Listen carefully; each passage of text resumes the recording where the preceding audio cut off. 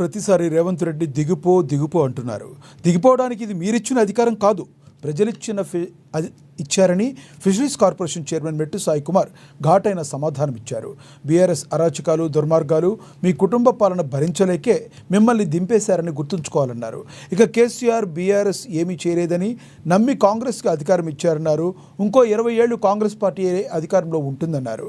రేవంత్ రెడ్డి కాలి గోటికి కూడా కేటీఆర్ సరిపోడని మండిపడ్డారు.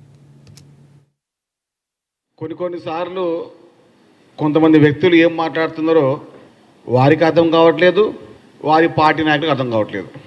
ముఖ్యంగా తెలంగాణ రాష్ట్రంలో ఈ వ్యాధి సోకిన వ్యక్తి ఉన్నారంటే అది కేటీఆర్ మాత్రమే.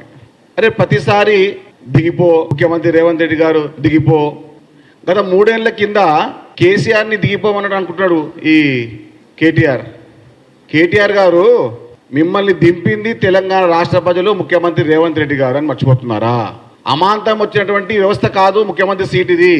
ముందు మీ నాన్నని అడగండి, కల్వకుంట్ల చంద్రశేఖరరావు గారిని అడగండి. కల్వకుంట్ల తారక రామారావు గారు నాన్న దిగిపో అని చెప్పి బీఆర్ఎస్ పార్టీ అధ్యక్షునిగా కల్వకుంట్ల చంద్రశేఖరరావు గారిని దిగిపో అని మాట్లాడి, ప్రతిరోజు ఉదయం మాట్లాడి అదే మాటని ప్రెస్ మీదకి వచ్చి ముఖ్యమంత్రి రేవంత్ రెడ్డి గారు దిగిపో అంటున్నాడు. తెలంగాణ రాష్ట్ర ప్రజలు మీ అరాచకాలని భరించలేక, మీ దుర్మార్గాలని సహించలేక, మీ కుటుంబ రాజకీయాలకు విరక్తి చెంది మిమ్మల్ని దింపేశారని చెప్పి మీరు మర్చిపోతున్నారు. 10 ఏళ్లు ఫామ్ హౌస్ లో కూర్చొని ఉన్నందుకే కల్వకుంట్ల చంద్రశేఖరరావు గారికి 10 ఏళ్లు ముఖ్యమంత్రి పదవి ఇచ్చిన తెలంగాణ ప్రజలు, ప్రజల్లో ఉన్నందుకు, ప్రజాపాలన చేస్తున్నందుకు ముఖ్యమంత్రి రేవంత్ రెడ్డి గారిని వచ్చే